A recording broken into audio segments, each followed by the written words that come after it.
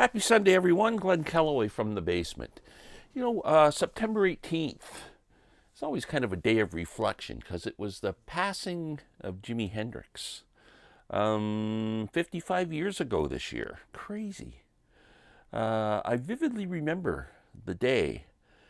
I think I heard it that morning when I got up for school. I was 17 years old.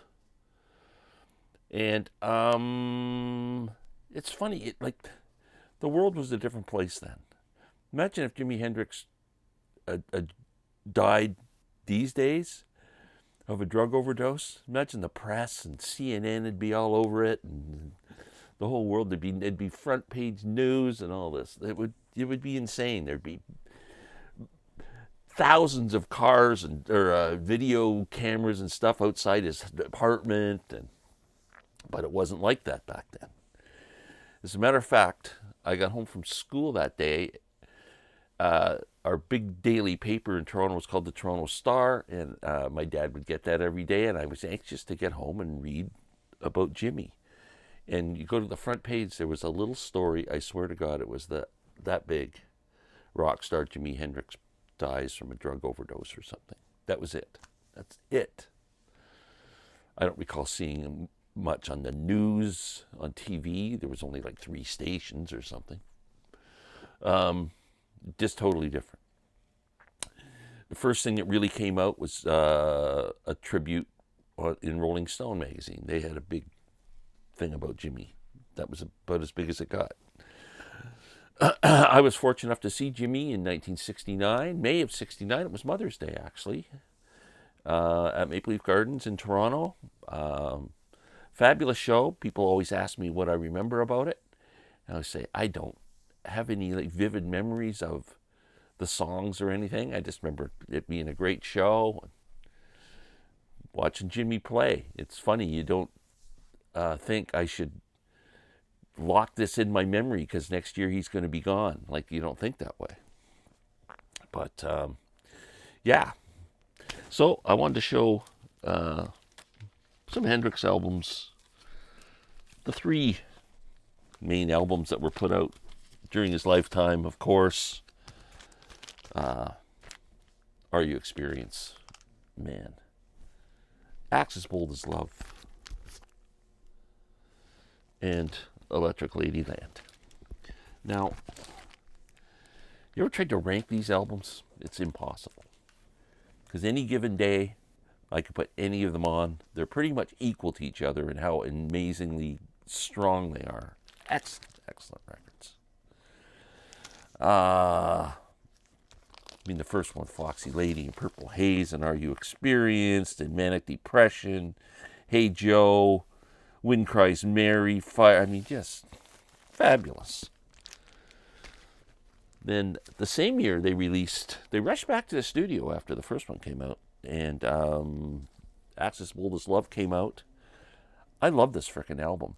Now, this is going to be prominent this fall because there's an audiophile 45 RPM album coming out of this, and there's also a box set called Bold as Love, which has 4 CDs and a Blu-ray, I think, with the album remastered and I believe 27 previously unreleased tracks. With all the stuff that's been released with Hendrix posthumously, you got to wonder how they still have 27 things we've never heard before. It's crazy. And of course, Electric Ladyland, which I've always said is my favorite. But I don't know if I have a favorite. They're all favorites. Fantastic album.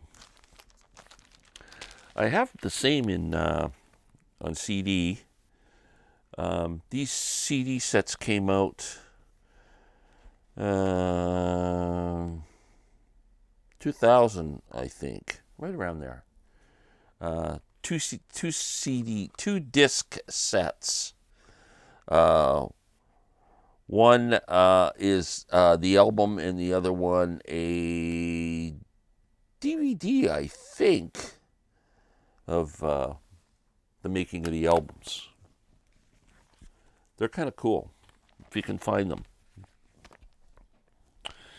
I'm not much for posthumous. Oh, the album I should look at because I love this live album. When I talk about live albums, I never show this thing. Jimi Hendrix, Band of Gypsies. What a great record that is. I'm not big on the posthumous stuff. I found this in a thrift store and I picked it up just because a Voodoo Child, the Jimi Hendrix collection. It's got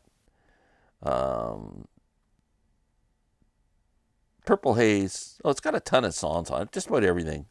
Then side two's got a bunch of live stuff. Interesting set to pick up for a couple of bucks.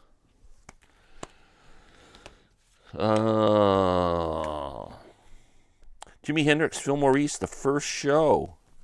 So that goes along with the original CD, A Band of Gypsies. And then they released this amazing set, all the complete shows. Songs for Groovy Children. Great little box set if you can find this. I don't know. I've never looked and see if it's still available or not. Comes with a nice booklet with pictures from the evening. Crazy. New Year's Eve, 1969, and January 1st, 1970. Who knew that year that would be it? Really sad.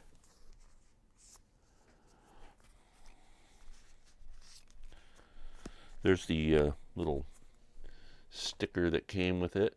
I don't know if you guys can see that if I hold it up there. But fabulous set if you can find it. I don't go much for the posthumous stuff. I know there's some great stuff out there. And if I found it for a couple of bucks, I'd buy it. But this one always intrigued me. Supposedly this is the album that Jimmy was looking at doing when he passed away. First rays of the new rising sun, and they put together what they considered would be tracks from the album. Angels on here, Belly Button Window, which is fun, In From the Storm, Freedom, Isabella, which he was working on a lot, Room Full of Mirrors. There's a lot of great songs on here. Not bad. And the Jimi Hendrix BBC sessions. I love my BBC sessions. The one thing that's really interesting, if you ever... I don't know how many of you are into Miles Davis, but Jimmy was huge, and him and Miles became really good friends and hung out together a lot. And we're planning on doing something together when Jimmy passed. If you read Miles Davis's autobiography, Jimmy would come to Miles's house, and Miles would have a gig at a club, and Jimmy would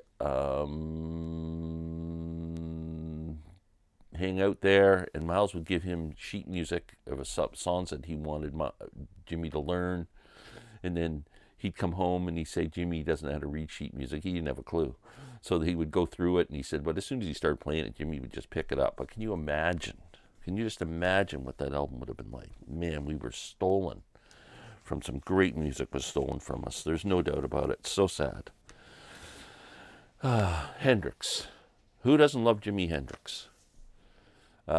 Greatest guitar player of all time? I say yes. My favorite guitar player of all time? No. But that doesn't matter. Anyway, everybody have a great Sunday, and thank you so much. We'll talk soon.